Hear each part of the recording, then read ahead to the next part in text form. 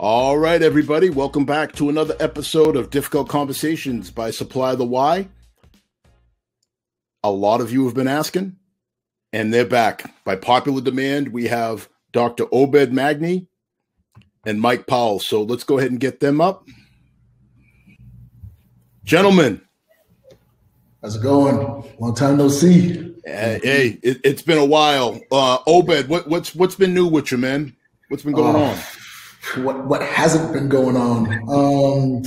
Just doing a lot of work around the country, working with some police organizations, just gathering the sentiments of police officers and community members, kind of putting it in this document so that, national policies in the hopefully not so distant future will be driven by the data that we get from those who are most affected by anything and everything related to law enforcement, and not on conjecture or what we think works or I wonder what people are thinking. It's like, no, we're going to actually sit down, and we've already, in some of the work I've been doing, in conjunction with other organizations, we've been sitting down and doing listening sessions with police officers and community members all over the country. Just, there's a lot of overlap, believe it or not, with what, people want and what the police want. But I could go on and on and on, but we're just out here working on improving the profession. I love it. That's fantastic. We're going to have to circle back on that. Mike, What's been going on with you, brother? Same old stuff, just maintaining. I think something's in order. I think a congratulations on your new position as deputy chief, first and foremost. So it's huge, and I'm excited for you. And I also want to touch upon something that Obed just mentioned. I think that's also an incredible task, and I can't wait to see the final outcome.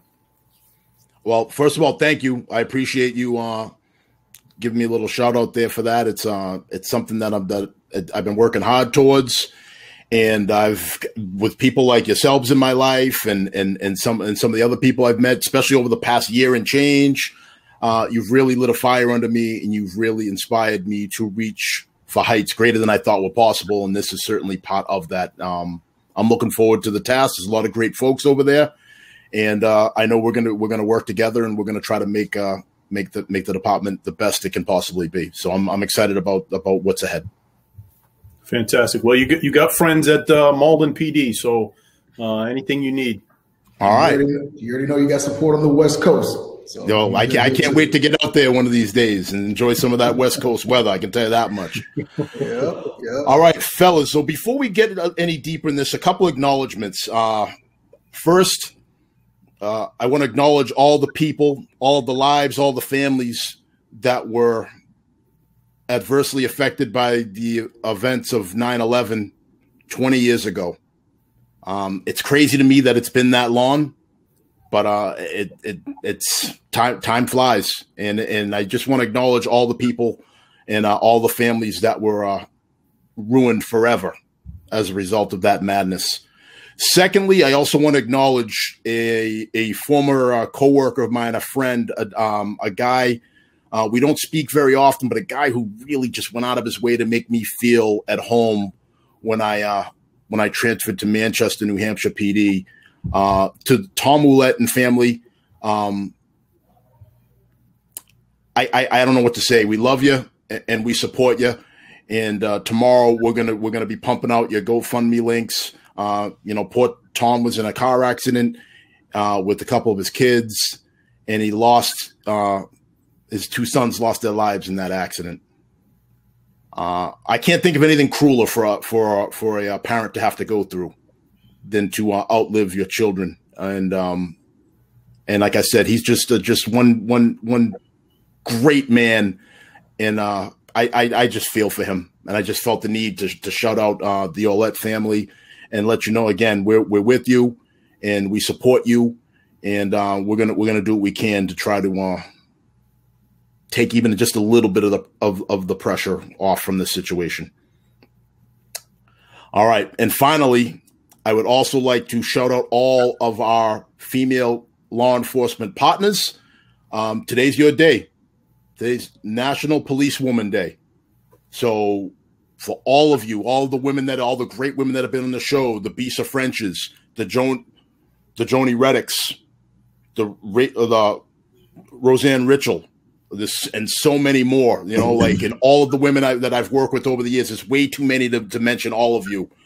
We appreciate you, and I hope that you enjoy this day because you have earned it through hard work and sacrifice, and it's just great that there's a day to recognize you. Gentlemen, any thoughts on any of that I said? I know it was a lot. No, I also want to take a minute to recognize all the fantastic women in this profession. We couldn't do it without you. So today's your day. Yeah, same here. Some of my best partners were female officers. So, enjoy your day. All right. So right off the bat, I know that our friend, one of our number one viewers, Erin, she just wants to say, thoughts and prayers to the family. And it's so very hard, the heartache no parent should have to go through. All right.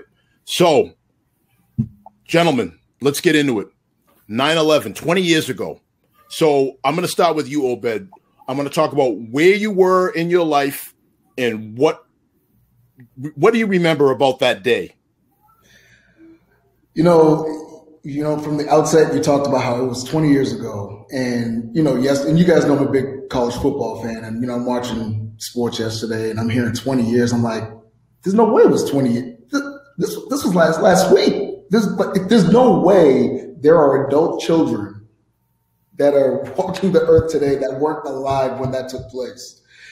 And, I remember I was working at Eagle Global Logistics in East Boston, right by the airport.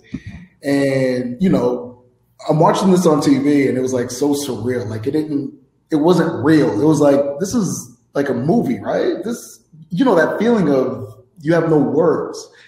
And, you had the one tower, come down and then the other one subsequently going down. And there's something to be said for shock and you literally can't get a word out of your mouth. And all I remember was, and I don't know why this was so vivid for me, but for anybody who's ever been in East Boston, which is by the airport, there's planes taking off and landing all the time and flying all over all the time. I remember it was so eerily quiet. You know what I'm saying? Like when I say eerily quiet, there was nothing moving. And the only thing flying in the sky was like an F-16, because at that point it was all the, flights were grounded and, it was just like, wait a minute, we have this happening at in New York, and then the Pentagon was hit. And it was just like, wait a minute, hold up. What's going on here? I'm not ready for all this. So, that's just kind of, what I remember. It was just so surreal. And even just talking about it right now, it's like, it still doesn't feel like, did this really, really happen? So many lives were lost, just tragic all around. And, let me just give a shout out to all of the FDNY, firefighters and the police officers who ran towards, that event, just to save as many lives as possible. Everybody was affected, white, black, Protestant, Catholic, Muslim. It didn't matter. It was like that punch in the gut. So that's what it felt like for me. Well, we're going to circle back to that part of it too when we talk about the aftermath. Mike, what say you?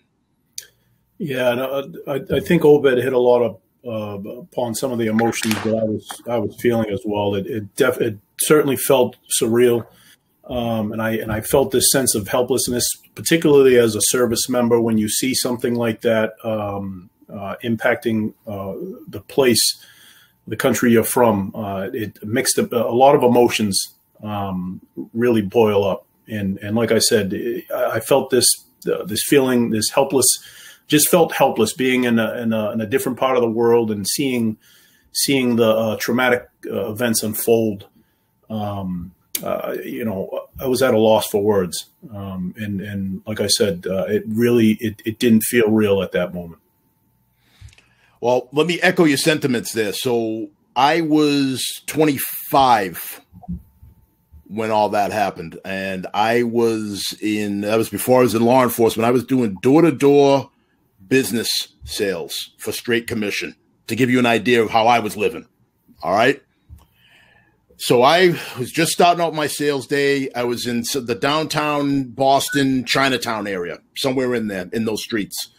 And I had walked into a bar. I think it was called Biff's, something like that. And we're talking, I mean, this is early in the morning. This is 9-something in the morning.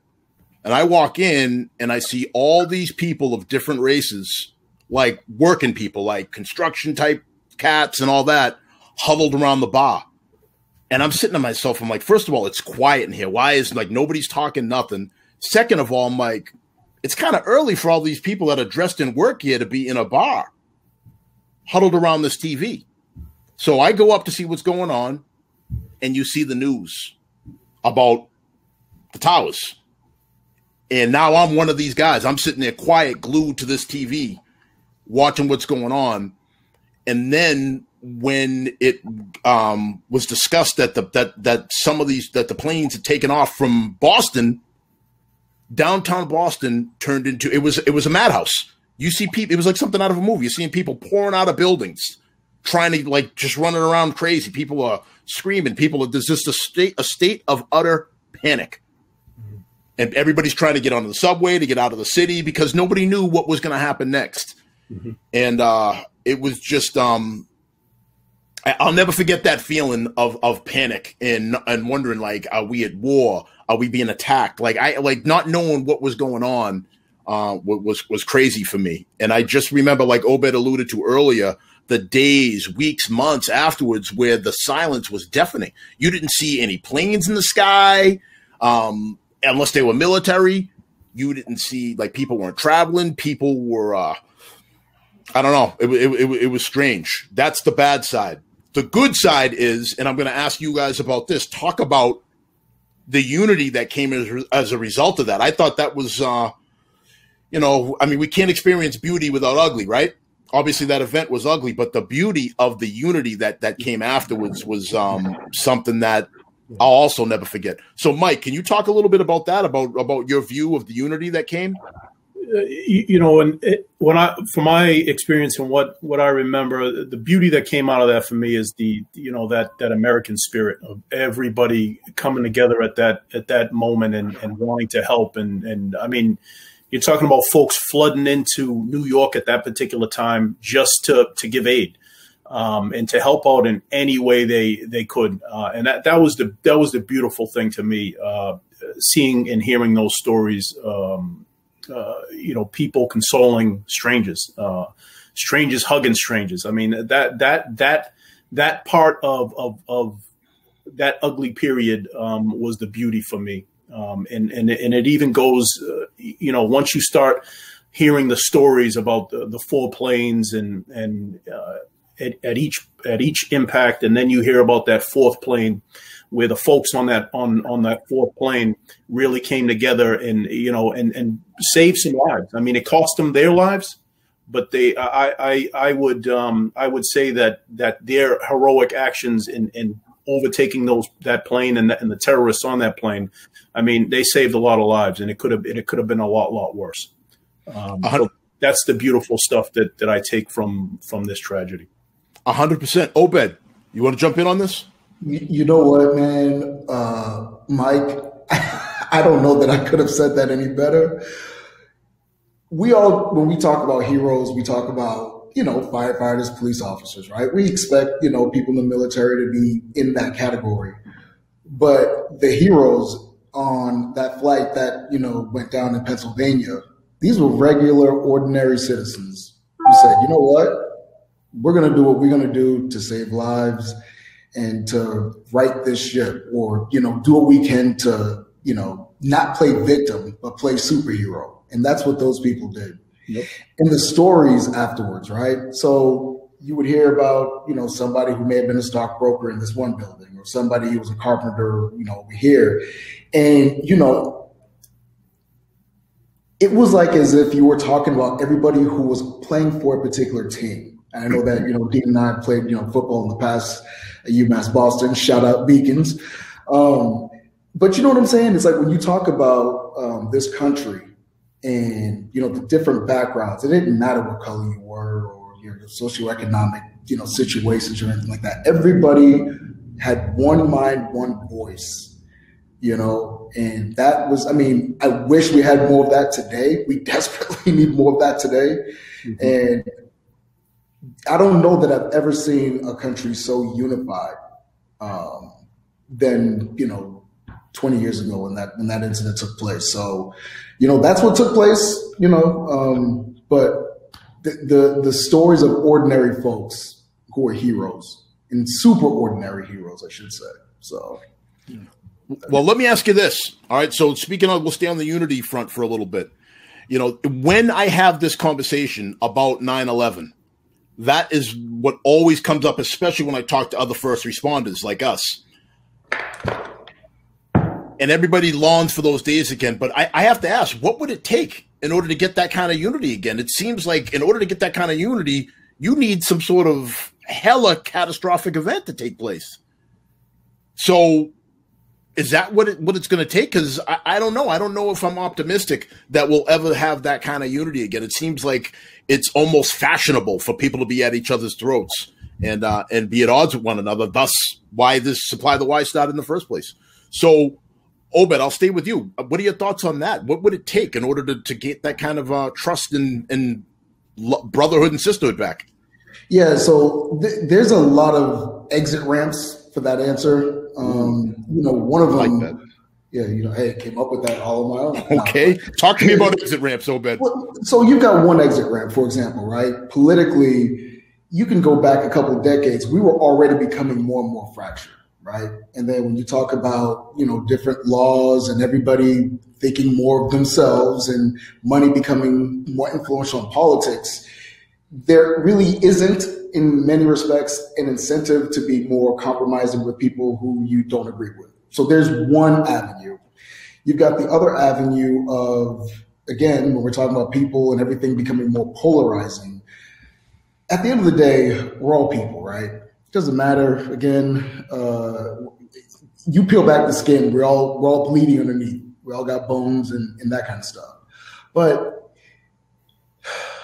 it's easy for people to just kind of like stay in their lanes, right? When you have technology where I can communicate with people and be global and sit right here and not actually have to physically reach out and touch someone.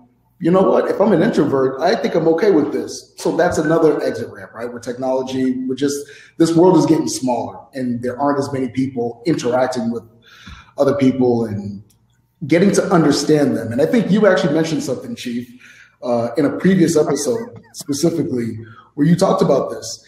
And I think we were talking about cancel culture, and the premise was, you know, it's easy to be a keyboard tough guy, right? Yep.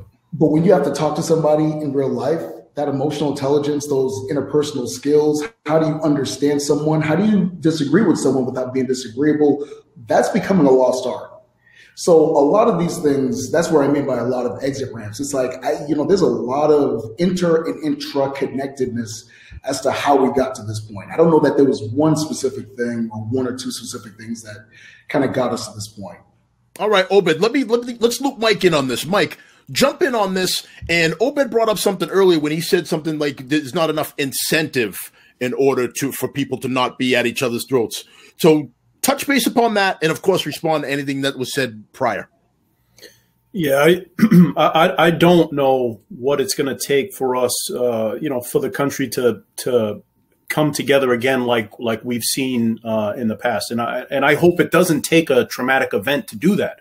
I think Obed mentioned something, and I keep on going back to it every time we have these conversations. Is we need to figure out how to diffuse emotions. We leak our emotions into everything we do, and I think that really is impacting a lot of things that are going on in the country today. We have too much extremism. We're too extreme right. We're too extreme left. We need folks to get back to the middle, and I think that if we can do that, I think, I think that we can get to a place, a better place. Again, it takes time. This doesn't happen overnight, but I think we need to defuse emotions and get away from the extreme right, extreme left. Let's get back to the middle, because that's where we're going to see a big difference. All right. I love that, because your blinkers on and you turn it on to the emotional intelligence highway, and I happen to have an expert right on screen with us. So Mike's talking about, to me, accessing emotional intelligence. Obed, so I want you to talk a little bit about emotional intelligence to us regular folks, us non-doctors. And secondly, I want you to touch base upon what are the advantages about compromise and being willing to meet somebody in the middle? Oh, man. How much time we got? Whew. All right. So emotional intelligence, the Reader's Digest version of the definition is recognizing and managing your emotions while recognizing and managing the emotions of others. Now, I have a lot of people who I'm friends with who I disagree with on everything, but you wouldn't know it, because if you ever see us interacting, we're cool. That's what we want, right? Whether it's in this country, whether you're on a SWAT team or a basketball team, I mean, we all know there's always going to be conflict, right? But again, going back to the phrase of disagreeing without being disagreeable, there's some people who I work with.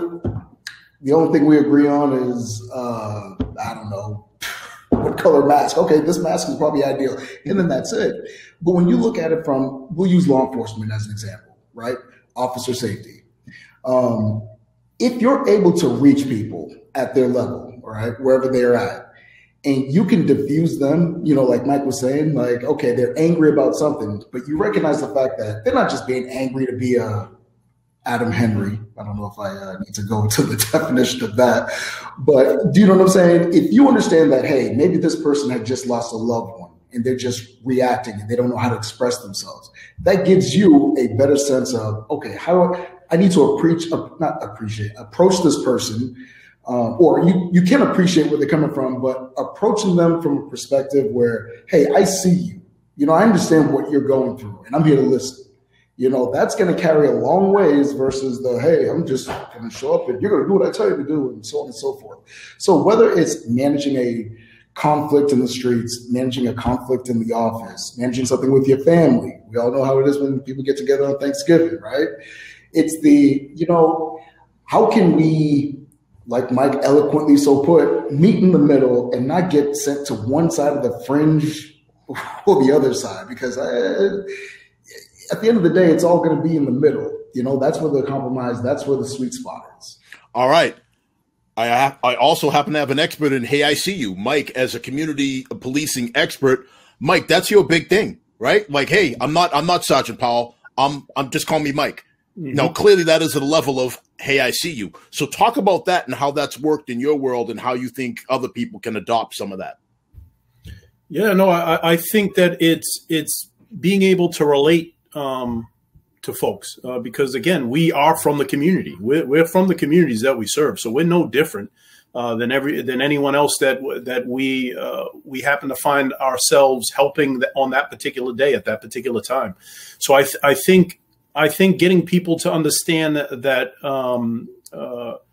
that we see them as people, and we don't, when we're doing our jobs, we're not doing it as hey, I'm the authority, you must listen to me. This is an equal partnership. And I think that folks have to understand that, and not only community, but law enforcement, is that this is a partnership. We can't do it without the community, and the community cannot do it without us. And again, that's coming back to the middle. And it's policing your community in a way in which, which permeates the idea of, hey, we're in this is our community also. We just happen to be paid full time to make sure that the safety and tranquility is kind of maintained. That's all it is. And I think if we can get back to that place where it's not us versus them and it's us, it's a partnership, we'll be in a lot better place than we are now. But I think things are starting to kind of, I don't want to say level out, but I think some of the emotions. We've kind of diffused a lot of the emotions right now, and now we're trying to figure out where we go from here. All right, perfect time to jump to Obed. Do you agree with Mike? Are you seeing the emotions leveling out, or are you still seeing people that are hot and they're just refusing to even have these conversations with people that oppose them? Let me see if I can use this phrase. Perception is reality, right? All right. So this is no knock on the media, but we do know that the media plays a huge role in how sentiments are seen in this country. So we know that there's still work to be done to improve community police relations, right? Nobody's going to disagree with that. Obviously the incident that took place in Minneapolis kind of just set this powder keg, just blew everything up. But now that we've gotten past that, and to Mike's point, what are we doing to improve and make things better? For those who don't know in the audience, I'm one of the co-founders and board members of the American Society of Evidence-Based Policing. And we had a conference 2 weeks ago in South Carolina. We socially distanced, we wore masks, so don't better be freaking out or anything. But in all the presentations, everything that's talked about is always solutions first. So you've got people working all over this country, actually globally, working on improving issues and things in policing. Let's use one example. You guys probably remember when the civil unrest started taking place, there were some city councils who were real quick to, okay, we're just going to do this, we're going to do that, we're going to take this away, we're going to defund it. And they ended up doing more harm than good. And now they're having somewhat of that buyer's remorse. I'm using air quotes because now they're like, hey, we need to. Can you provide a specific example? Oh, yeah. Okay. Seattle. Seattle. Okay. Yeah. We'll use Seattle as one example. Okay. So Seattle is now having a crisis with hiring police officers. And one of the things I said back then when it took place, and this is what the evidence-based community has been saying, is you can't make policy decisions. You can't make decisions at a governmental level that's going to affect all stakeholders with a knee-jerk reaction. Because when you use a knee-jerk reaction, you're going to do more harm than good. Bringing it back full circle to where Mike's coming from, a lot of municipalities kind of saw what, some of these governmental agencies did. And they were like, yeah, we don't want to go that route. So thank you for being the guinea pig for us. We're going to use a different tactic to fix our problems. Again, I'm using air quotes. And that's what we're seeing right now. I don't know that I've ever seen I don't think I've seen as much publicity, and I don't know if that's the right word, on a lot of these community organizations, whether it's evidence-based policing, whether it's community grassroots efforts to help bridge that community police relations stuff. So I think that's what we're seeing. There's more of an acceptance of it, or I guess you could say not commercialization. What's the word I'm thinking of? Commercial's the best I got, but I think it's more of an accepting mainstream. That's it. Mm-hmm. That's mainstream. There's more mainstreaming of it, especially from the policing side, with a lot of innovative programs. So, Mike, what do you think about this? Are the knee-jerk reactions starting to, like as Obed said, have create some buyer's remorse?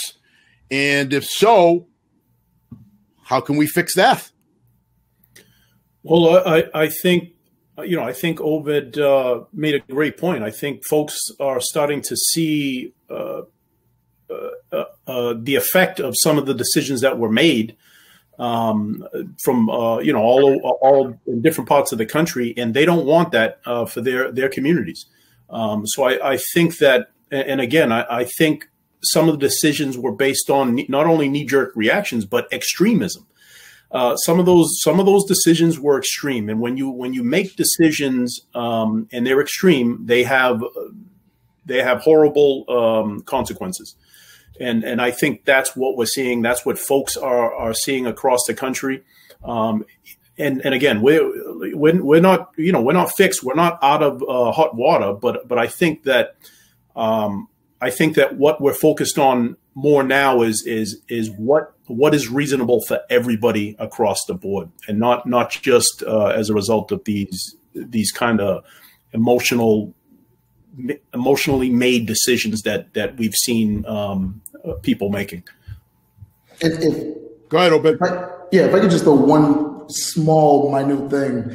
One of the people who testified in the Chauvin trial a couple months ago, when you have an expert on the stand, okay, so-and-so, tell me about your qualifications and, what makes you an expert in this field to talk about whatever. One of the expert witnesses touted the fact that, hey, I'm a member of the American Society of Evidence-Based Policing. Yes, I'm going to, pop a collar real quick. But the point is that in a high-profile case like that, do you see what I'm saying? There was an emphasis on, hey, research. And I'm not saying that's the panacea. I'm not saying that everything has to be evidence-based policing and that's that. No, but I'm saying it's got to be a strong foundation. You know what I'm saying? And it's important. So to Mike's point, hey, instead of a hastily decision, we're just going to do this because we got to do something.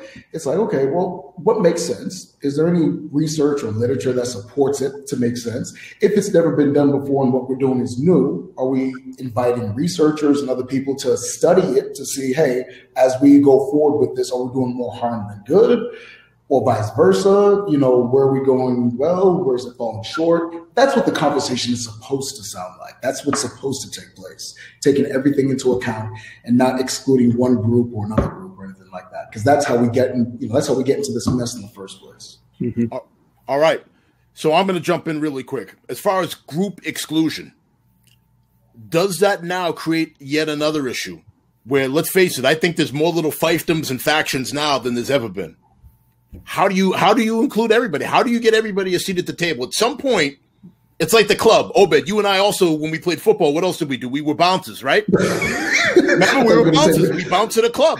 At some point, At some point, you were going to say we went clubbing. Well, at some point we were bouncers. At some point, you reach capacity. You can only get so many people in that club. Yeah. So how do you make sure everybody is heard and everybody gets a seat at the table when there's only so much time? Because there is a point in time where it becomes paralysis by analysis, and you have everybody wanting to think about it, and everybody wants to have their say, all the while the world's still going on and nothing's getting solved. So how do you address that? I'm sorry. Go ahead, Doctor. You go. No. I defer.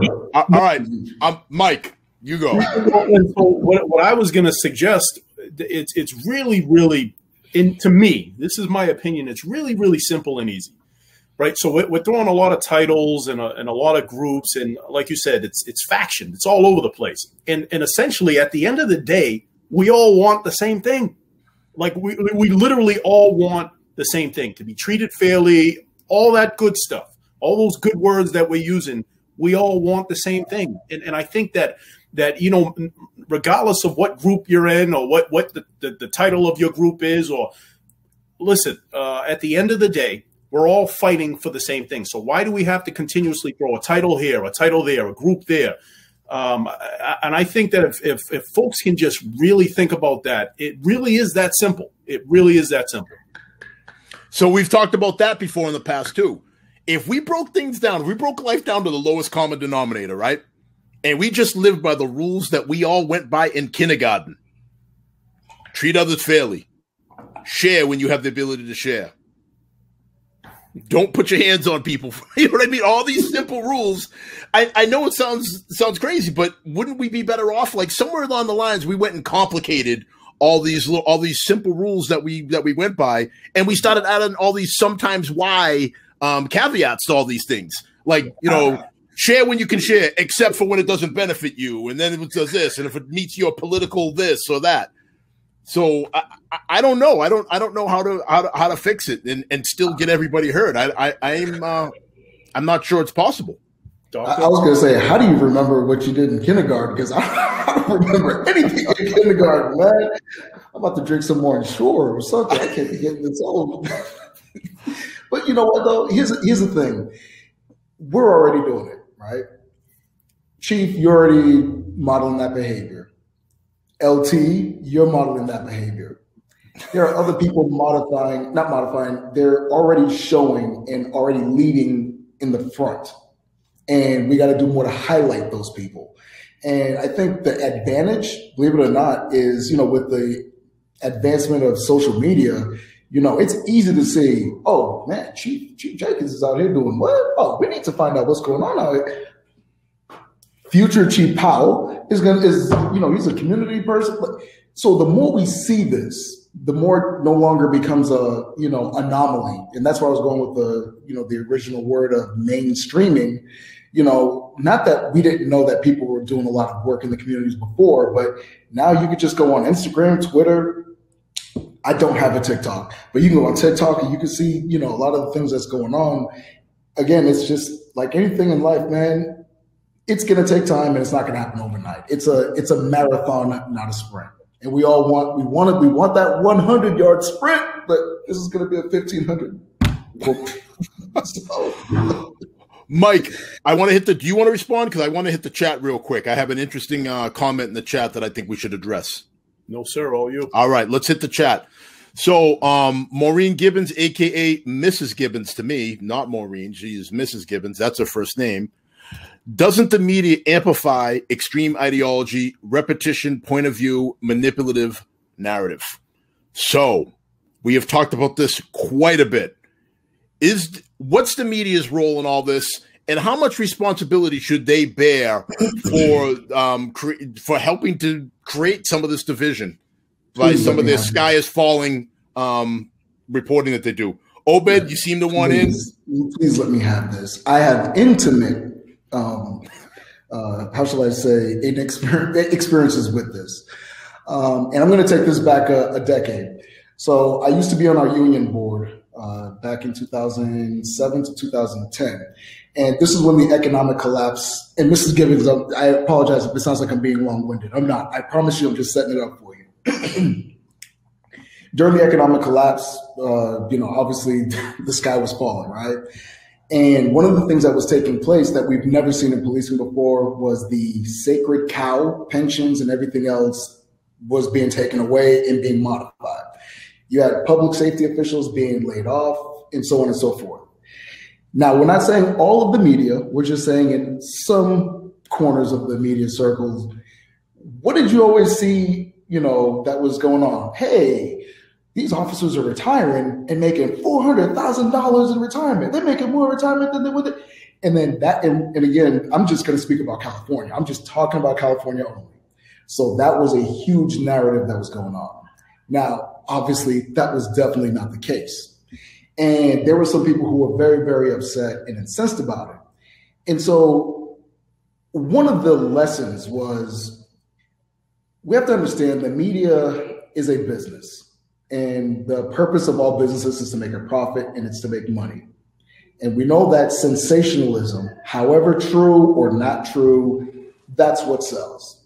That's what gets viewers in front of the TV, newspapers, whatever it is, and that's where the money's going to come in. So I'm not here saying what they're doing is right or what they're doing is wrong. It's more of you've got to understand, and I'm not saying that you don't know this, Mrs. Gibbons, I'm just putting this out there, but there has to be an understanding that the media's interests are not always going to be aligned with the truth or what's factual or what, the interest of justice and so on and so forth. So that it's kind of like the cost of doing business. This is to be expected in some respects. All right. Let me break to Mike on this. Mike, with that in mind, should there be some rules, some parameters where what's being reported and what's being put out has to have some sort of factual something or other? It seems like what's happening is they're kind of cherry picking pieces of stories and picking out the parts that's guaranteed to have the highest amount of shock value. Yeah, no, I think that there definitely needs to be more accountability when it comes to journalism, particularly related to the media. I think that, I think they have a duty to tell the story, but make sure it's accurate. And instead of competing for who's going to get the most ratings or the most viewers, just tell the story. And I think it's unfortunate that that money, the high dollar kind of dictates who tells the story. Who holds the purse makes the decision.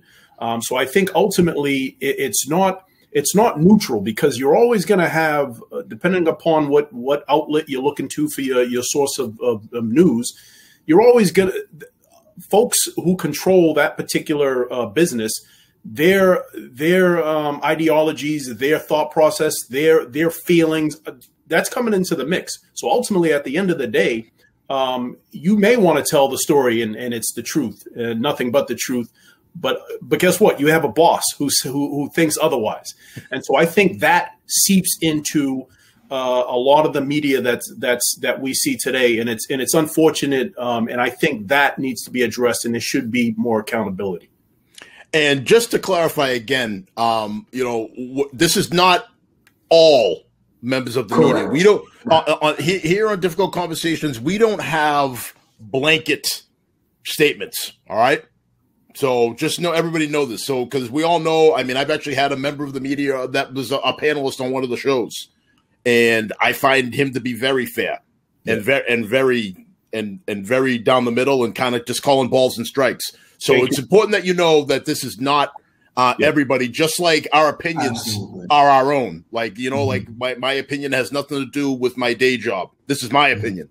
Same with Obed, same with Mike. All right. So just need to throw that out there for those of you that are, might be trying to do a little predatory listening here, looking to pull the pieces of this conversation out to start a fire someplace else. Yeah, and thank you, because that's important, Dean. So thank you.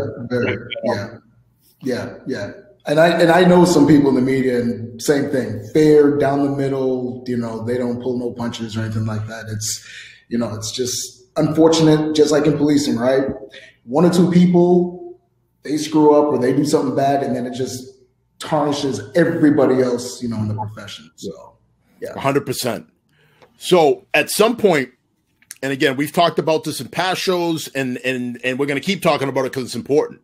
At some point, we have to get past the practice of painting with a broad brush, like we just talked about, like the media example, for example. How I said we are not doing that. We were just saying that there is a large faction of people or groups that do that. And to Obed's point, like, for example, when the George Floyd, Derek Chauvin incident happened, I work 1,000 miles away from there. And I'm answering questions for something about a department that I have no knowledge of, an officer I have no knowledge of. I don't know how they train. I don't know when they train, how frequently they train, and people want to hold me responsible for that. So at some point, Obed, how can we help people remember that nobody likes to be lumped into one pot like that? Like, for example, I talked about it before, like Jeffrey Dahmer worked in the candy business at some point.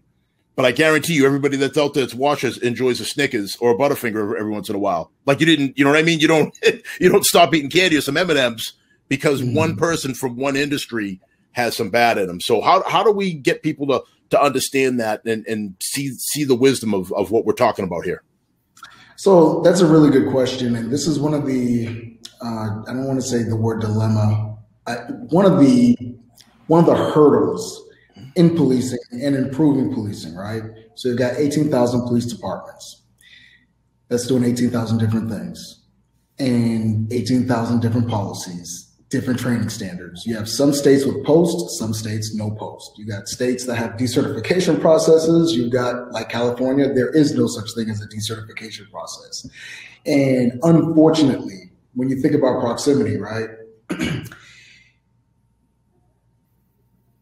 We talk about this blue line and, everybody bleeds blue, that's in the profession, everything. So the, members of the public are like, okay, well, everybody's blue. So that means whatever's happening in, Boston must be happening in Phoenix, or whatever happening in Sacramento, it must be going on in Miami, or what's going on in some rural, sheriff's department in Arkansas. They must be doing the same thing in Detroit, Michigan. And we all know that's not the case, right? We know that, and there is, obviously there are some skeletons in the closet as we talk about American policing in the past and all that kind of stuff. But no question about it. Right. So again, moving forward, and I don't know if it's the moving forward part. The best thing that we can do, and I know that we're doing it here, is we're putting that best foot forward. We're putting that. hey, not officers are like this. Yes, we know that the next person over here, when the next incident takes place, we know that, hey, you know what? They all must be like this. And we know that it's not the case. In fact, during the listening session that I did a couple months ago, that was one of the biggest things that the officers expressed frustrations with. I remember one officer talking about like, hey, I just come to work every day, just want to take care of my family. I love where I work and I take care of the people. And I go over here and I'm getting called this, that, and the third. This is like, I'm here to help you. You know what I'm saying? And having to navigate that, especially when you're working a protest line. You got people in your face calling you all kinds of names and your parents and your family, all kinds of stuff. And, you're just like, do you not know that I volunteer my time, at the local, whether it's a homeless shelter or something like that. I go above and beyond, you know what I mean? But people don't see that. They see the uniform. And it's a branding problem. So, again, bringing it back to, I'm just going to steal it from my boy, Dr. Gould, who did this presentation last week. He had a slide. This hit me in the face. But he had a slide up and he had these logos on there like Starbucks, McDonald's, Taco Bell, all that kind of stuff, Ace Hardware. And then he had a patch, a police patch. And the people in the class were, favorable, even though we know McDonald's, no shade to McDonald's, but you're probably killing more people than you think. But, it's just when you look at the brands, people have favorable opinions about these brands, right? But then when it came to the police patch, it automatically had a negative connotation. And I was like, if that's not powerful, I don't know what is. So how do you go from a public safety perspective? You're here to serve and protect. You're here to help. And that is dirty compared to all these other brands. Again, no shade to McDonald's. Just so we all know, they got the best fries in the history of mankind. So I'll just say it. All right. So let's loop Mike in on that. So Mike, how do you change that? I mean, as far as the branding issue that Obed's talking about, and you as a supervisor too, you must see it. You must have people that work for you, and they're just throwing their hands up. They're like, I don't know what more I can do. Like, I come to work, I treat people right, I get my paperwork in on time, I do all the right things, and it's still not good enough. So, what are your thoughts on that? Yeah, I think. Well, first of all, I want to say this, that I think the majority of the folks in this country do support law enforcement. And again, I think that we get this sense that we're not being supported because of some of the things that we're seeing on the media, social media sites, what have you. But speaking in particular to my community, I get more thank yous during the course of my day, then I hate you. I rarely get a I hate you, and I can't even count how many times I get I appreciate you guys. I appreciate you girls. So I wanted to point that out, and particularly so that folks that are wearing the uniform or wearing a badge don't get discouraged, because the majority of folks in this country, they are for law and order, law enforcement. Unfortunately, I think, again, it's based upon what we're seeing on TV, and everyone has a phone and all that good stuff. But I don't want folks to forget that. But to Obed's point, some of the things he made is how you prevent getting painted with a broad brush. And I think the best way to do that is what we've continued to do, or what we're doing better, is just being transparent. And I think that right now body cams are kind of helping with that situation. A lot of departments are continuing to improve with as far as transparency, and a part of that is with technology, and that consists of body cams. So I think that piece of technology is going to help us across the country be a little more transparent, and hopefully that kind of levels out or mitigates being painted with a broad brush. And we have different standards all across the country, like Dr. Magni alluded to. Different standard, different policies, different laws. There is no standard when it comes to law enforcement across the country, and that's kind of what we're seeing right now. All right, so we're almost at the 10-minute mark. So really quick, in about 90 seconds or less, I'm going to ask you again, something that we've talked about in the past, but I think it's important. Do you think it would be helpful if we had more unified national standards? Obed. Short answer, yes. And I say short answer because one thing that policing is going to be different in every community, right? So if you got a community like Fort Myers, which is more of a retirement community, policing there is going to be drastically different than maybe policing in Los Angeles. When it comes to training, if we don't have anything that we can all point to, right, then what's going to happen is we're going to get more of the same. This agency over here in this part of the country, they're allowed to do X, Y, and Z, which everybody else might find abhorrent, but because they do it, well, then you guys must be doing it too. Case in point, the chokehold, right? Yep. Where it's really a karate. So you got one incident that takes place. It's like, well, it's okay for us to do it. Now you got states banning it altogether, outright, period. And we're like, well, like to your point, Chief, well, we don't do that. But now you're taking something away from us that we don't even use. But what happens if there's a life or death situation? So that complicates things. And one of the ways you can decomplicate that is by having some uniform standards when it comes to training. Mike, great answer, Obed. Mike, what do you think? Yeah, I'm going to agree with Obed. I think it all depends because each community really is different. The way we police in certain communities across the country, it's very different. Mm-hmm. Some communities, want something totally different from what on the East Coast may be different from the West Coast. So I think, I think that a lot of things could be standardized, but you have to leave some room for community standards, for lack of a better term. So I think there needs to be some wiggle room. I don't think every single thing needs to be the same across the country, but I think that if we can standardize a lot of the big issues that we're seeing, I think we may be in a better place. All right. I love that. Gentlemen, we're about 8 minutes out.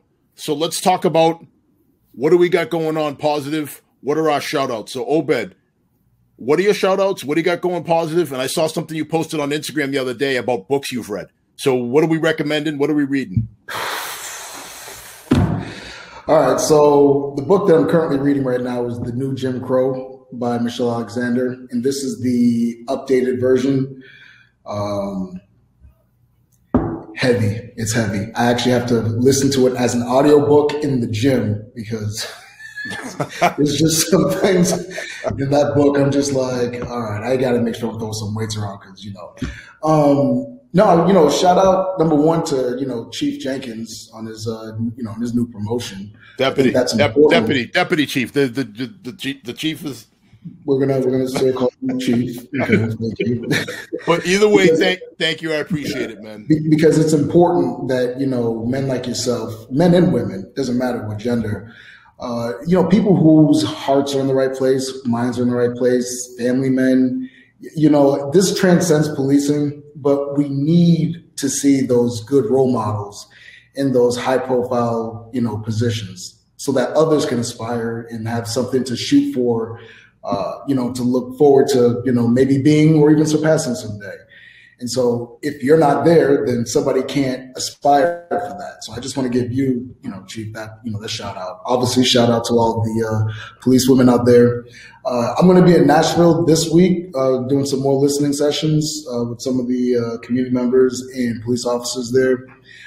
Still working on some evidence-based policing stuff. I just found out that I have a second article, peer support article that's going to be up for publication, I think in the next month, and that's to do with COVID-19 and morale here in California with police officers here. So that's just a little bit. If I kept going, we'd be here till like 9 o'clock tomorrow morning. So that's amazing, Obed.